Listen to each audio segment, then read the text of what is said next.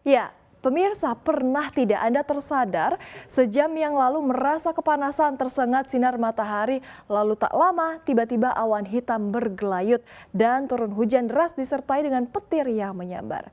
Ya, itu adalah salah satu tanda perubahan iklim yang seringkali kita rasakan.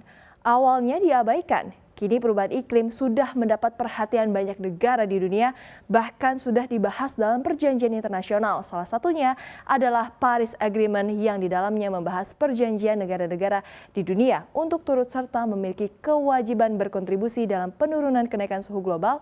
Lantas, apa saja ya dampak dari perubahan iklim serta apa saja upaya global untuk mengurangi emisi karbon? Simak penjelasannya berikut ini dalam Bumi Kian Panas, transisi energi jadi solusi bernas. Kita lihat slide selanjutnya. Ya, sudah sewajarnya perubahan iklim dianggap menjadi ancaman nyata. Kita bahas terlebih dahulu apa itu perubahan iklim. Perubahan iklim, pemirsa, adalah pergeseran komposisi atmosfer secara global serta perubahan variabilitas iklim alamiah.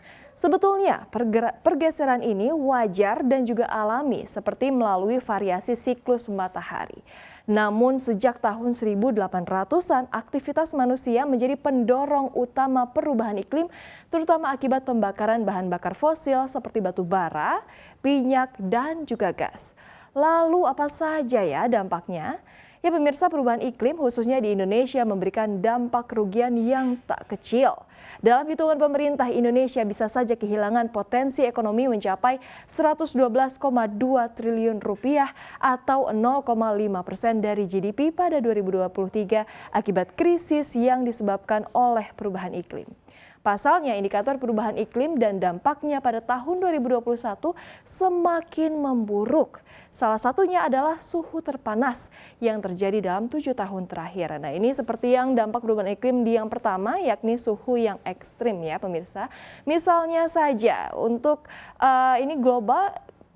Misalnya saja yang terjadi di Eropa. Nah, ini angka 2 derajat Celcius padahal batas yang telah ditetapkan di Paris Agreement adalah 1,5 derajat Celcius. Ada potensi juga level itu naik ke 3 derajat Celcius. Tentu resiko juga akan meningkat. Angka kematian dan stres akibat gelombang panas akan meningkat 2 hingga 3 kali lipat.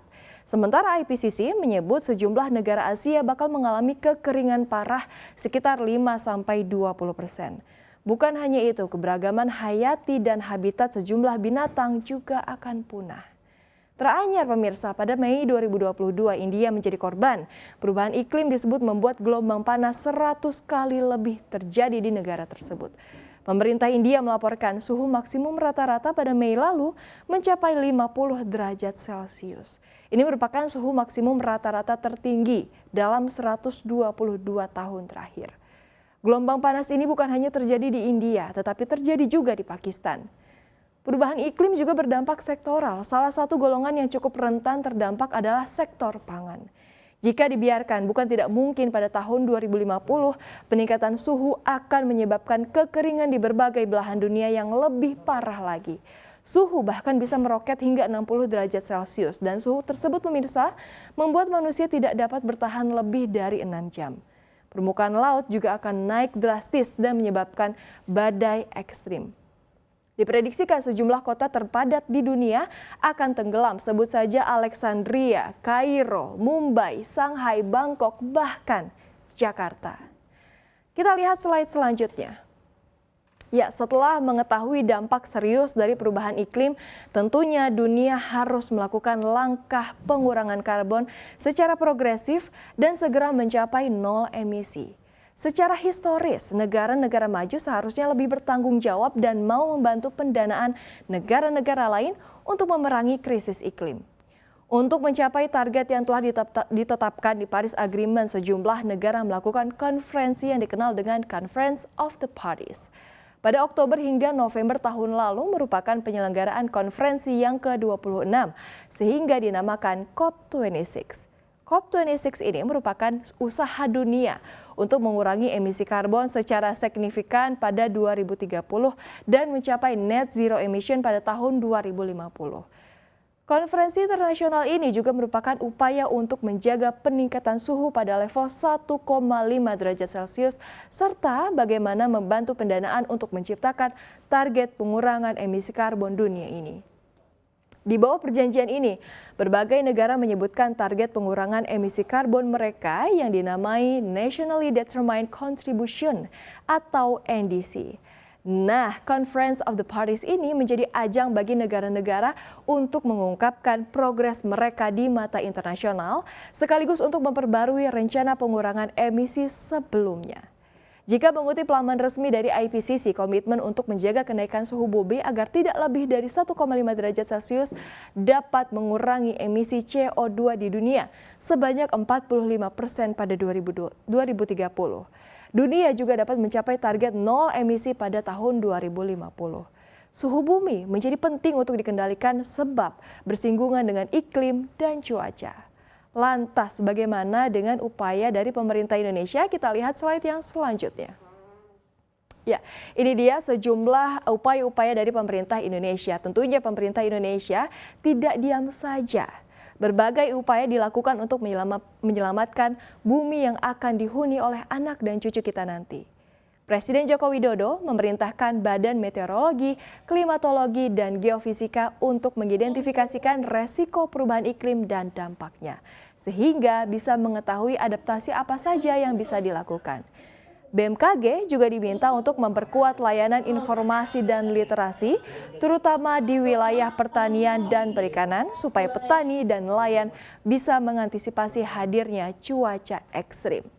Nah, menjelang COP27, Indonesia telah mendeklarasikan target penurunan emisi dalam NDC terbaru, yakni menaikkan target pengurangan emisi dari 29% menjadi 31,89% dengan kemampuan sendiri, dan menjadi 43,2% dengan dukungan internasional dari yang sebelumnya ditargetkan hanya 40% pada 2030. Pemerintah Indonesia juga akan memensiunkan PLTU secara bertahap. Langkah ini dinilai paling efektif untuk bisa mengurangi emisi karbon di sektor kelistrikan sekaligus mengurangi penggunaan batubara sebagai energi fosil. Nantinya secara paralel juga akan diimplementasikan teknologi co-firing biomasa di pembangkit berbasis fosil yang masih beroperasi. Selain itu, adanya penambahan kapasitas pembangkit energi baru terbarukan atau EBT yang sudah dibangun mulai dari tahun ini diperkirakan mencapai 250 gigawatt hingga tahun 2060 sebagai additional capacity dibandingkan dengan yang terpasang saat ini yang hanya 63 gigawatt. Untuk pembangunannya membutuhkan dana sebesar 9.000 triliun rupiah.